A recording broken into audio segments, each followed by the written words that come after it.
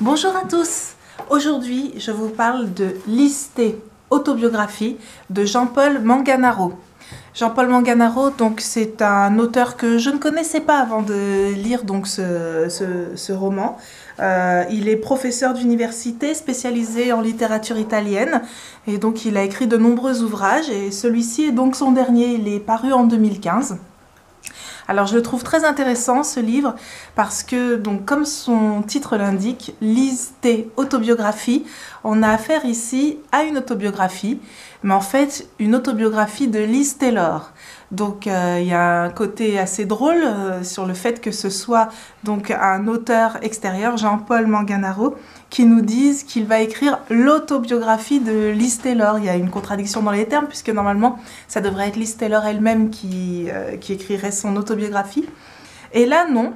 Donc ça s'appelle Listé et en fait tout le roman est un discours amoureux sur Liz Taylor et c'est vraiment intéressant de voir comment un intellectuel comme Jean-Paul Manganaro en fait est ici un fan absolu et transi dont tout le propos dans le livre est de nous faire découvrir la psyché de Liz Taylor puisqu'il estime que, en fait, enfin je suppose qu'il estime qu'on en a une vision complètement superficielle de Liz Taylor. C'est vrai qu'on ne la connaît que par l'image qu'elle a, par son aura hollywoodienne.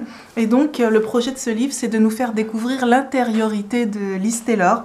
Et je trouve le projet assez amusant. Je pense qu'on a atteint là une nouvelle étape dans les biographies consacrées à des gens célèbres et peut-être qu'il va faire école puisque là l'idée c'est donc voilà, d'inventer complètement ce qui est la psychologie de la personne qu'on admire et donc de se mettre dans la tête de Liz Taylor tout le long du roman depuis donc l'enfance de Liz Taylor jusqu'à sa mort. Et donc ça donne finalement un discours qui bien sûr nous révèle plus que la personnalité de Liz Taylor, ça nous révèle la personnalité de l'écrivain et la façon dont lui il voit ce que peut être la vie d'une star hollywoodienne, d'une femme à la beauté incomparable comme l'était Liz Taylor et comment lui, amoureux transi, fanatique de la première heure de cette actrice, comment il lui prête des mots pour dire ce qu'elle a été, ce qu'elle a représenté à la fois au cinéma et puis dans sa vie privée. Alors attention, on n'est pas du tout dans des anecdotes sur la vie privée d'Elizabeth Taylor. Je ne sais même pas d'ailleurs si Jean-Paul Manganaro s'est renseigné très profondément sur la vie de Liz Taylor. Est-ce qu'il a lu des biographies de l'actrice? Je ne sais pas. Je pense plutôt qu'il a vraiment réinventé à partir du peu qu'il savait tout ce que pouvait être la vie de cette femme. Et donc du coup, il nous en fait un portrait très très riche. Alors bien qu'on soit dans la tête de Liz Taylor, tout le roman est écrit à la troisième personne, donc il dit elle la plupart du temps. Il y a parfois aussi quelques brefs dialogues, mais le plus souvent, donc c'est le elle qui parle. Et donc c'est elle, petite fille, comment est-ce qu'elle est aux prises avec une mère assez directive, assez autoritaire, qu'il va lui imposer ce rôle d'actrice, déjà petite fille et puis tout au long de sa carrière, et puis ensuite comment elle perçoit son reflet dans les caméras. Il y a une réflexion très intéressante sur le reflet justement, et pas seulement des caméras, mais le reflet dans les miroirs. Il en vient à dire que finalement ce n'est pas Liz Taylor qui se regarde dans un miroir, mais c'est le miroir qui regarde Liz Taylor, tellement cette beauté est parfaite et subjugante.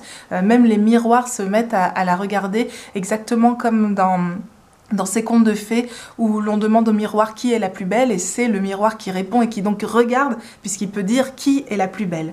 Et donc voilà, il y a vraiment une réflexion intéressante là-dessus sur comment on se construit en tant qu'actrice dans le regard des autres, dans le regard des caméras, dans son regard à soi propre, dans le regard, dans ce que renvoie le miroir. Il y a une réflexion très détaillée là-dessus. Donc comment on se positionne dans le monde, il la voit, il la perçoit comme une personne finalement extrêmement solitaire, cette Liz Taylor. Donc quel est son rapport à elle-même, à son enfance assez difficile finalement, son rapport tourmenté à sa mère, à son père, puis aux hommes, et il en fait donc quelque chose de parfois assez abstrait, hein. Il y a des passages des réflexions qui sont vraiment assez ésotériques, mais par d'autres moments, c'est vraiment touchant de voir comment il essaye de construire donc la psychologie de Liz Taylor. Et finalement, ben, voilà, c'est une grande force du roman et de la littérature quand elle est bien faite, c'est que moi, je ne vais plus jamais regarder Liz Taylor de la même façon. Même si je sais que toute la pensée que lui prête Manganaro est inventée par l'écrivain, bah finalement c'est vrai qu'on se dit qu'il est possible qu'elle ait pensé dans les mêmes termes que lui et des choses très subtiles sur son jeu d'actrice, sur ce qu'elle renvoie, l'image qu'elle renvoie aux autres et son rapport aux hommes. Donc voilà, je trouvais vraiment intéressant de vous présenter ce roman. Il y a des passages vraiment de grande virtuosité, notamment quand il décrit la couleur des yeux de Liz Taylor. Alors on sait tous qu'elle avait de très beaux yeux, mais lui il essaye de trouver le bon mot, la bonne teinte de couleur pour décrire les yeux de Liz Taylor, notamment dans son film Cléopâtre, donc en brodant sur le maquillage qu'elle pouvait avoir autour des yeux, sur les étoffes dont elle était vêtue, comment tout ça se reflétait dans son œil, le jeu des lumières hollywoodiennes, etc. Donc c'est très beau. Et puis la fin est assez touchante puisque on est parti de l'enfance de Liz Taylor et de ce que pouvait imaginer une petite fille, et on arrive à la fin, donc aux dernières pensées de l'actrice avant qu'elle ne s'éteigne.